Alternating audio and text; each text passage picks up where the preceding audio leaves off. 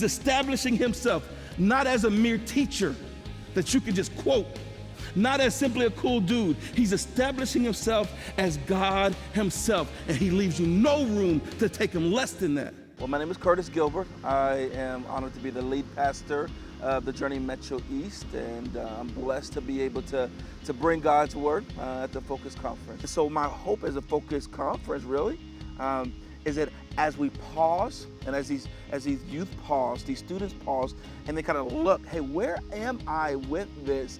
That in that moment of pause, Jesus floods in, and their lives are really collided with Jesus, and they come face to face with the person, not a concept, not an object, and not even a page, face to face with a person, right? And to let that compel them to live their life. So that's my hope. So if you look at Nehemiah, the overarching storyline of Nehemiah really is, ultimately, it's God's faithfulness to unfaithful people.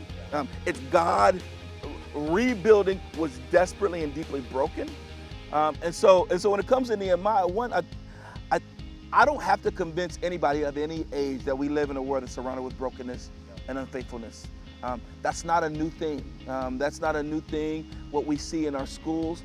That's not a new thing when we see with websites like Ashley Madison hitting the scene. Everyone's aware of utter brokenness and unfaithfulness, right? But what's the answer?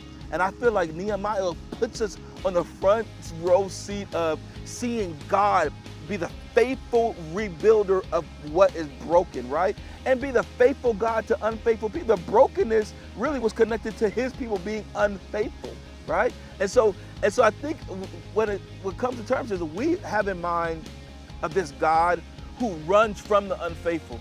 But the Bible puts us in front of a God who actually runs and pursues the unfaithful. And Nehemiah allows us to see that. So my heart for the gospel is really, I want to talk to you about the beauty of Jesus Christ. I don't got to tell you what to do. You'll want to do it because he's worth it, right?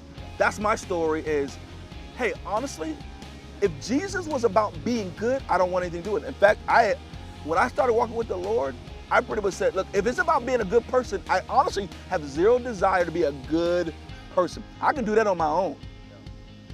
But if it's about coming face to face with this Jesus, who's the author of the universe, and the author of our faith, yes, I give my life to him, and yes, I give my life to the gospel. So really, my heart for the gospel, that's what's important.